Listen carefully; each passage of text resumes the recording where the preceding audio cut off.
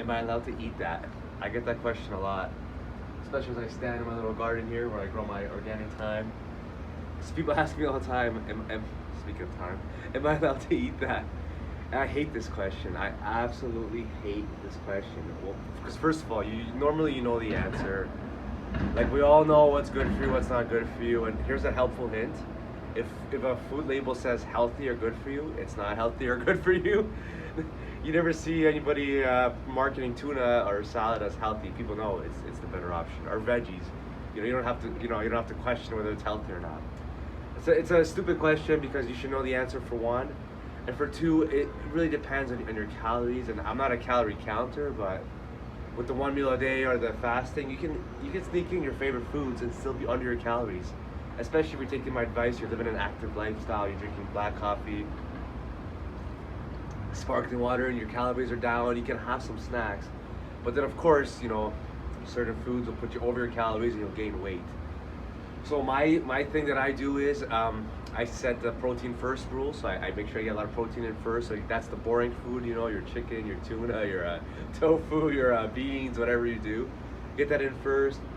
And then for snacks, it really depends on your goals. If you want to reach your goals faster, you may have to cut out certain things. If you want a better lifestyle, more energy, yeah, keep your snacks in.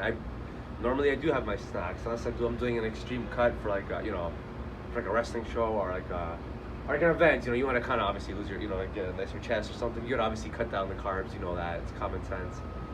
But yeah, certain foods will make fat loss tougher too. So if you're a snacker and you insist on having some ice cream and chips, keep in mind that this food is made to eat the whole thing.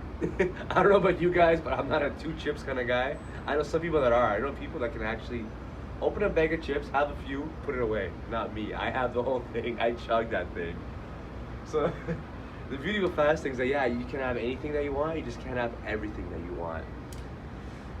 May sound kind of deep there for a second, but it's like you can sneak in your snacks, just not all the time. So then if you go over your calories consistently and you're not active enough, you'll put on weight, and then you'll get mad at me and be like, hey, you said I can have whatever I want. Why am I fat? And I'll be like, well, what did you eat? So one thing that I'll do normally too is if I let's say there's a snack that I like, I'll check the calories online.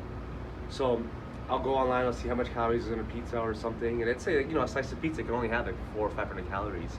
So if you eat a lot of protein that day, you have an active day, you have a slice of pizza, you can still be under your calories. Unfortunately, you might find out that your favorite snack has too many calories.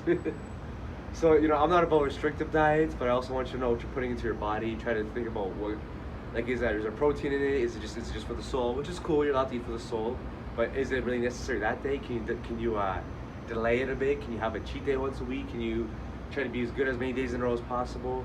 Because I'd rather delay instead of denying. And stop asking me if you can have that or not. It's your life. I'm not the fun police. Thanks for watching.